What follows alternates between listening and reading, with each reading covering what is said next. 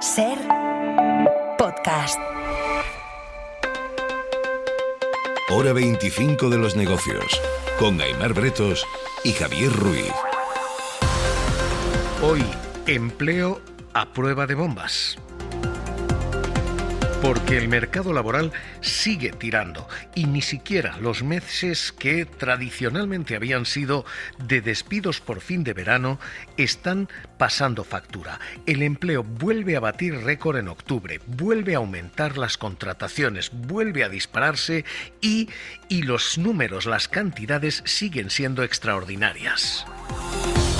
Las calidades siguen teniendo mucha letra pequeña y mucha sombra, y quizás por una falta de calidad, la del empleo en la educación, se explique este buen dato. Así que hoy vamos a leer luces y sombras de un dato que hoy marca récord, el mejor octubre en la historia, saltándonos el COVID, que fue año excepcional.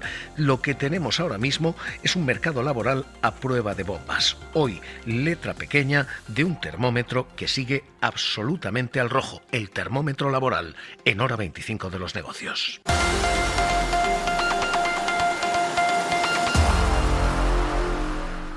Estamos a tope. Pues ahora mismo es muy estresante, pero se lleva como puede. Pues muerta. El empleo está a prueba de bombas. Octubre ha disparado las afiliaciones, las contrataciones. Nunca habíamos tenido un mes de octubre tan bueno. Son días bastante duros. Soy aquí de refuerzo y de momento indefinido. Estamos a tope. 141.000 trabajadores nuevos se han incorporado al sistema. Es la cifra más alta en ese mes de toda la serie histórica, si exceptuamos 2021, el año post-pandemia, que fue absolutamente extraño en términos estadísticos. Hay 21,8, casi 22 millones de personas trabajando a la vez. 22 millones de españoles. Hemos superado con mucho aquel récord de los 19 millones en el boom inmobiliario. Nunca había habido tanta gente trabajando y nunca había habido tan pocos parados. El número de parados queda en 2,4 millones de personas. Muertas, estamos muy cansadas y bueno, al final es que trabajar cara al público es lo que hay. Se nos pega el La lag cantidad de empleo está disparada. 507.000 nuevos puestos de trabajo en el último año. El empleo está ahora mismo a prueba de bombas. La calidad del empleo sigue siendo asignatura pendiente. Porque es verdad que ha mejorado mucho la contratación fija. Tras la reforma laboral de Yolanda Díaz, eso aumentó. Pero también es verdad que el efecto calendario sigue siendo absolutamente brutal en nuestro empleo y que el empleo se mueve exactamente con ritmo de verano. La destrucción estival ha hecho que en este último mes de octubre, con un verano más largo que también ha cubierto septiembre, llegado octubre haya 50.000 despidos en la hostelería, 34.000 despidos en la sanidad, que suele reforzar en verano, y otros 2.000 despidos en comercio. El fin del verano supone despidos masivos y la contratación también es señal de precariedad, porque lo que se ha contratado, 167.000 puestos de trabajo, 167.000 contratos, son profesores, sector de la educación, con la vuelta al cole. La precarización del profesorado la podemos ver en el proceso para que haya menos profesores funcionarios y más profesores que no lo son.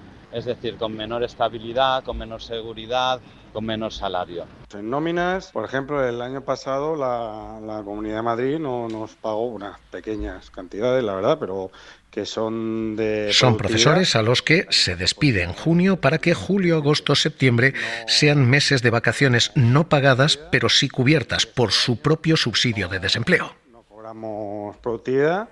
Y este año pues todavía se nos debe la subida del salario de los funcionarios públicos. Así que lo que tenemos es un mes en cantidad, otro más, absolutamente extraordinario y en calidad una precarización que se rebajó, sí, pero que sigue siendo crónica en algunos sectores también. Estefanía Salvatierra, ¿qué tal? Muy buenas noches. ¿Qué tal, Javier? Buenas noches. Es un mes de grandísimos contratos, no habíamos visto un octubre como este, y de grandísimas denuncias. Profesores que ven cómo se les despide y se les contrata en septiembre, ahora incluso peor, se les contrata en octubre.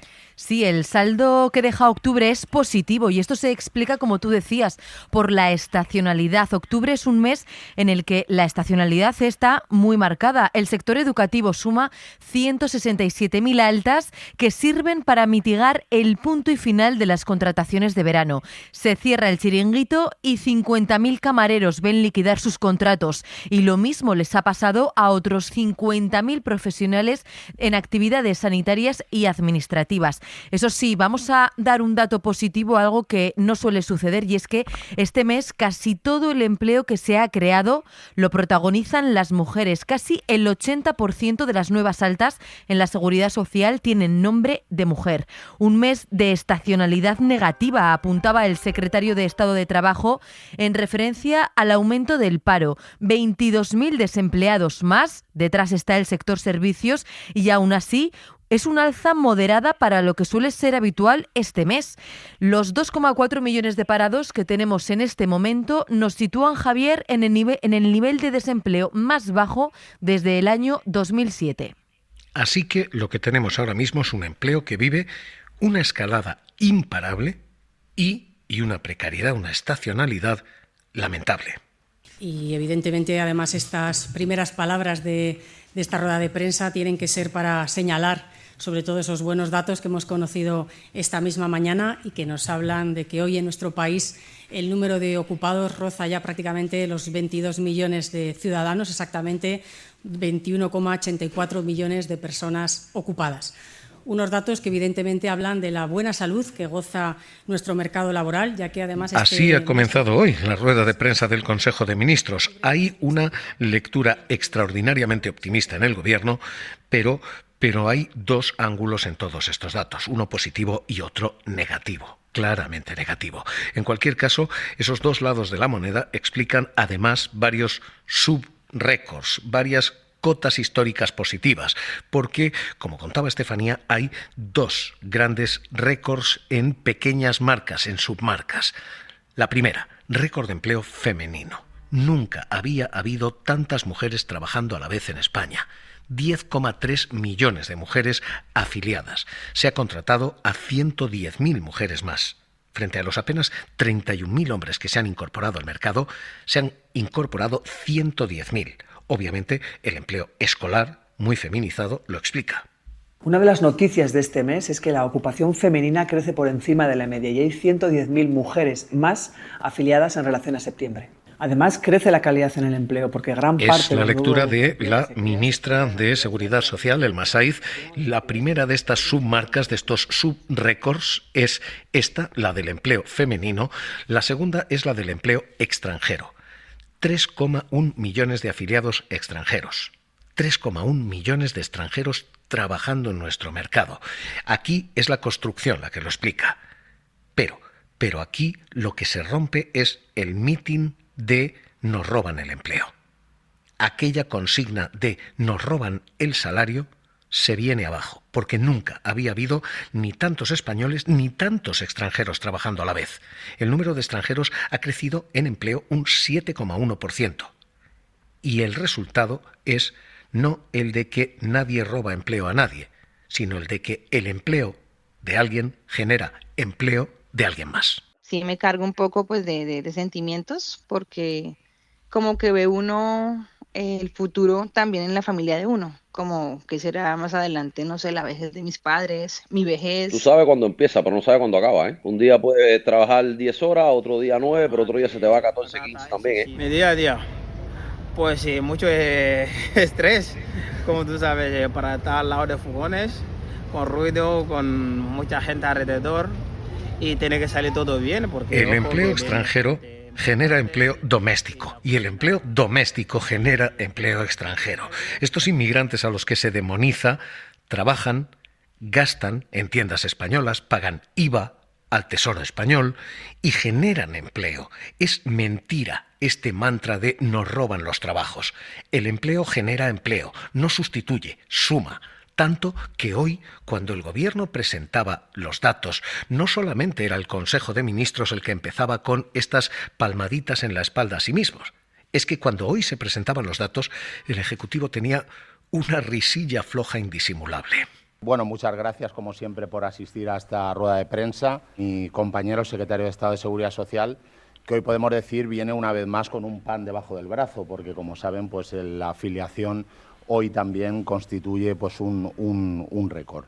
Todo esto es el hoy. Y el histórico, además de este hoy, también parece a prueba de bombas, porque lo que estamos viendo es que en la época del milagro del empleo, 2007-2008, cuando gobernaba el Partido Popular, cuando aquello era el milagro del empleo, llegamos a tocar 19,4 millones de empleados. Aquello se desplomó con el crack inmobiliario y nos fuimos a 16 millones. Se perdieron 3,5 millones de puestos de trabajo. Pero desde que hemos tocado suelo, en la última década, hemos creado 16, 17, 18, 19, 20 y 21 millones de puestos de trabajo, camino ya de los 22. 6 millones de empleos en apenas una década, 6 millones de empleos en 10 años. La cifra da verdadero vértigo y hoy el gobierno dice: Since the beginning of the inflation shock in 2022, Spain growth by 7.9%. Above the US and above our main. Lo decía hoy Carlos Cuerpo, que desde el inicio del shock España ha crecido un 7,9% más en empleo que Estados Unidos. 10.4%. Youth unemployment rate down by 10 percentage points. El paro ha bajado del 15 al 10%, el paro juvenil ha bajado 10 puntos. From 35% to 25%, still high but huge improvement in the past 6 years. Hay una mejora en 6 años en la cantidad y hoy Yolanda Díaz, la ministra de Trabajo, decía, y además de los números... Lo importante no son los números, sino lo que hay detrás de ellos. Una familia que llega a final de mes con menos miedo, que puede planificar un poco mejor su futuro, una familia que tiene más estabilidad. Un mes más demostramos que el único camino para reducir el desempleo y hacer avanzar a nuestro país es claro. Es seguir ganando derechos para la gente trabajadora y garantizar condiciones laborales dignas. Marcel Janssen, profesor de Economía en la Universidad Autónoma, investigador de FEDEA. ¿Qué tal? Muy buenas noches. Buenas noches. ¿Cómo lee el dato? Tenemos un octubre histórico, pero seguimos teniendo problemas de calidad. ¿Qué es importante en este dato, cantidad o calidad? Bueno, yo diría que hay que poner el foco siempre en las buenas noticias, ¿no? El mercado laboral encadena muchos meses de crecimiento y esto al final es el único camino para ir reduciendo, lo que siguen siendo nuberones sobre un mercado laboral que sigue siendo muy estacional y que sigue produciendo, por ejemplo, índices de pobreza, ¿no? Pobreza laboral también altos, o índices de subempleo, que son altos comparado con otros países. Pero a medida que vayamos creciendo y el mercado mejora, pues estos índices también van mejorando y por lo tanto que no hayan podido resolverse todos los problemas del mercado laboral es natural, pero estamos en un camino en que todos los indicadores están mejorando y esta es, la noticia principal. Habla usted del mercado en términos de pobreza y es cierto que los datos de Eurostat dicen España es el segundo país con mayor riesgo de pobreza. Pese a tener empleo, el 11,2% de los trabajadores sigue teniendo riesgo de pobreza. ¿Qué falla? ¿Salarios? No, los salarios seguramente no corresponden a los que muchos deseamos tener, pero el principal problema detrás de la pobreza laboral es que hay muchas personas que siguen trabajando solo parte del año, es decir, no consiguen trabajar los días suficientes para ganar ni siquiera el salario mínimo profesional a tiempo completo. Y por lo tanto, intensidad laboral lo llamamos nosotros. Hay todavía muchas personas que entran y salgan del mercado laboral y que tienen una carrera intermitente. Y esto es la mayor explicación porque en España hay todavía índices de pobreza, altos. Luego podemos hablar también de que los salarios no han crecido tanto, tomando en consideración la inflación que se ha producido en los últimos años. Con todo esto, ¿qué hay que modificar todavía? ¿Qué hay de cambiar? ¿Qué asignatura pendiente queda? Yo pienso que la reducción del paro sigue siendo la absoluta prioridad. Yo Estoy muy de acuerdo con ustedes que la inmigración no roba trabajos, ¿no? Que la ocupación tanto de nacionales como recién llegados ha aumentado a la par, pero yo diría, con el crecimiento que tenemos, el paro debería haber reducido más de lo que ha reducido en la práctica. Y por tanto, tenemos que poner toda la carne en el asador para crear empleo y en las mejores condiciones posibles. Yo pienso que la agenda del mercado del gobierno y sobre todo de la ministra de Trabajo se focaliza demasiado o casi unilateralmente en la mejora de derechos, y yo echo en falta medidas que crean empleo y sobre todo que fomentan o mejoran nuestra capacidad de ayudar a aquellas personas que tienen problemas en el mercado laboral.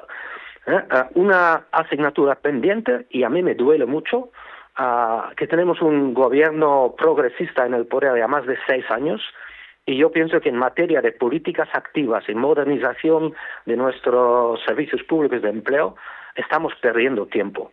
Se está poniendo mucha énfasis en subir el salario mínimo, en nuevos derechos, pero no tenemos que olvidar que España históricamente cuenta con servicios públicos de empleo que no son ni mucho menos los mejores en Europa, al contrario, que juegan un papel irrisorio en la reinserción de parados. Tenemos índices de paro de larga duración que son altos, ¿no? La mitad prácticamente de los parados llevan más de un año en paro, y si queremos llegar a una cifra que podamos cualificar como pleno empleo, pues entonces la tasa de desempleo tiene que reducirse todavía considerablemente, y yo echo en falta un claro agenda. Parece que el gobierno apuesta por la inercia. Estamos creciendo y en algún momento alcanzaremos el pleno empleo. Yo dudo que con la actual configuración de nuestras políticas activas podamos realmente converger con la cifra media de paro en el resto de Europa, y yo no me conformaría como país y como economista con una tasa de paro que estructuralmente esté por encima incluso de los países que nos rodean. No lo considero aceptable, y yo esperaría de un gobierno progresista muchísimo más énfasis en este aspecto. Pues Marcel Janssen, profesor de Economía en la Universidad Autónoma, investigador de FEDEA, un placer, como siempre, escucharle aquí en Hora 25 de los Negocios. Un abrazo. Un abrazo. Hoy esto es lo que tenemos, el dato es histórico y efectivamente históricas también las asignaturas pendientes. Pero no solo eso, los datos nos hablan de más dinamismo y de mayor calidad en el empleo. Estamos ante el mejor mes de octubre de la serie histórica, sin contar el del año 2021, que estuvo marcado por la aceleración después de la pandemia. El empleo efectivamente a prueba de bombas. En relación al mes anterior, y más de medio millón. Hora 25 de los negocios. Cadena SER. Nosotros sabemos que hemos de tomar decisiones difíciles, y he definido decisiones difíciles aquellas que son o difíciles de explicar o difíciles de entender. Marc Murtra es el presidente de Telefónica, anunciando hoy una reducción de dividendos a la mitad. Telefónica va a disponer del dinero no para retribuir solo al accionista, sino para proyectos estratégicos de largo plazo. Muy directa, hace 4 o 5 años, y por tanto es muy difícil prever qué es lo que va a hacer un mercado en un día. Si lo supiéramos, pues seguramente nos dedicaríamos a otra cosa, y lo que creemos es en los fundamentos. Y es en eso lo que hemos priorizado y nos hemos fijado. Y esta es la respuesta del presidente de Telefónica a la peor jornada bursátil de la compañía. Entonces creemos que el mercado, cuando toque y de la manera que toque, nos seguirá. En 5 años. Telefónica dice: el mercado nos seguirá. Lo cierto es que hoy ha perdido un 13% de valor en bolsa. Hoy ha perdido 3.000 millones de capitalización y en apenas una semana ha perdido el 18% de su valor bursátil. Está perdiendo en 2025 frente a un IBEX que está ganando un 37%. Telefónica está haciendo una apuesta de sacrificar el corto plazo para intentar ganar el largo en un mercado que es... Sira Valdés, ¿qué tal? Muy buenas noches. Hola, muy buenas noches. ¿Qué ha hecho hoy? Pues pese al lastre de Telefónica, el IBEX consigue salvar los muebles, se queda por encima de los 16.000 puntos, cierra plano 0,0, ningún movimiento, resultados mixtos en el resto del continente, suben los parques londinense y de Milán en torno a 0,1 porcentual, bajan por su parte el CAC francés, el DAX alemán y el Eurostoxx, pero ninguno más de un 1%. Ignacio Cantos, socio director de inversiones de ATL Capital. ¿Qué tal? Muy buenas noches. Buenas noches. Telefónica. ¿Hay que preocuparse? Bueno, vamos a ver. Por Telefónica hay que preocuparse, nos llevamos preocupados los últimos probablemente 10 o 15 años. Sabemos que el gran problema de las llamadas incumbentes, de los antiguos monopolios, ha sido la regulación. Ellos tienen que dar el servicio, hacer las inversiones, pero no pueden cobrar distinto, no pueden priorizar y tienen los ingresos muy limitados y encima tienen que facilitar la competencia. Lo hemos visto aquí, lo hemos visto en Alemania, en Francia, en Italia y de hecho pues se refleja que eran las empresas más grandes de sus parques en el año 2000 y todas están bastante de capa caída, ¿no? Entonces, ¿nos tenemos que preocupar más hoy que ayer? Pues seguramente no. Hemos visto algunas indicaciones a veces de algunos comisarios que hablaban de tratar de, pues eso, de cambiar la regulación, que se compartieran las inversiones con las tecnológicas y algunas otras buenas palabras, pero a día de hoy lo que vemos es que efectivamente, bueno, pues Marmurtra está tratando de hacer un plan de inversiones, probablemente de favorecer las fusiones, que eso a lo mejor la Comisión Europea sí estaría dispuesta para hacer operadores más grandes dentro de España y que dentro de Europa y que las inversiones pues fueran más conjuntas, ¿no? Con más músculo financiero. Veremos si esa es la tendencia, pero el problema de este plan que ha presentado es que no define nada. Claro, tampoco sé si puede o sabe lo que va a hacer. Y esta es la gran cuestión ahora. Telefónica presenta nuevo plan. ¿Dónde nos lleva esto? ¿Qué futuro dibuja esto?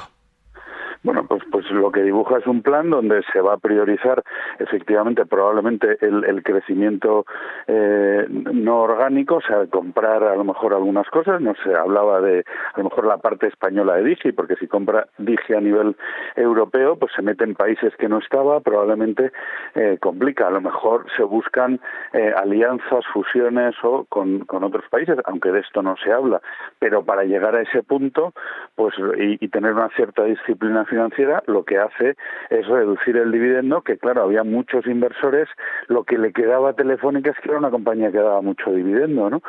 Y eso, pues a partir de hoy ya se queda en la media o por debajo de la media del IBEX 35, ¿no? Y eso también le perjudica para fondos de dividendo, etcétera, ¿no?